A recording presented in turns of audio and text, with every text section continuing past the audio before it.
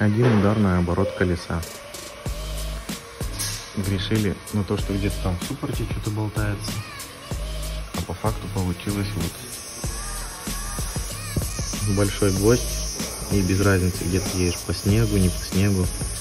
Просто упирается и стучит в диск.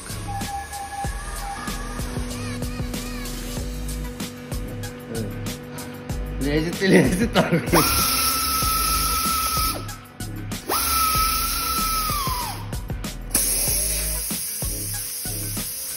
Получается, было вот так. Наезжаешь, он нажимается, потом проезжает мимо, тун, удар по диску.